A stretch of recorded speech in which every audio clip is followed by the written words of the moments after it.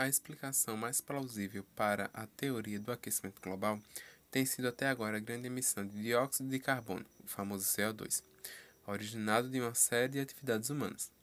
Esse gás é um dos causadores do efeito estufa, que na verdade é o processo natural que mantém a temperatura da superfície terrestre quente o suficiente para que haja vida. Portanto, quanto mais CO2 no ar, maior seria a temperatura média. Os céticos tentam provar que a Terra sempre passou por ciclos de aquecimento e resfriamento, não causados pela ação humana. Uma grande prova são as notícias climáticas que vemos na capa da Times. Em 1945, a temperatura eleva. Em 1977, ela cai. E em 2006, ela novamente sobe.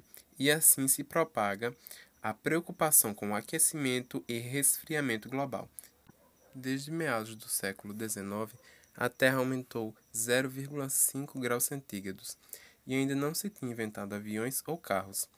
A maioria do aumento da temperatura ocorreu antes de 1940, durante o período em que a produção industrial era relativamente insignificante.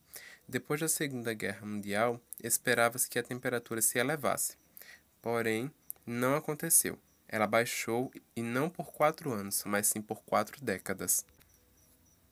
Ricardo Augusto afirma: ninguém está destruindo o planeta. Primeiro, porque 72% dele é mar.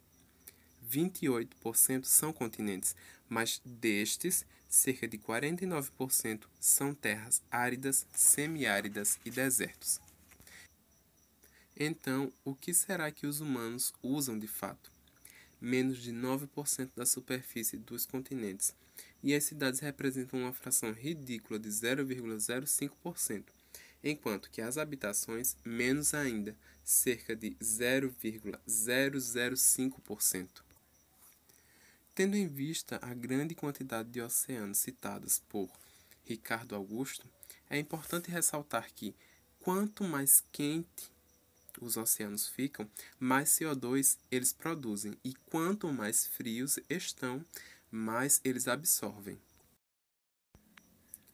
Contudo, vejamos então a composição do ar: 78% de nitrogênio, 21% de oxigênio e apenas 1% dos outros gases, onde se encontra o dióxido de carbono, que é reduzido a 0,037% nesta. E segundo o professor Luiz Carlos, o homem não controla o clima e o mundo está esfriando.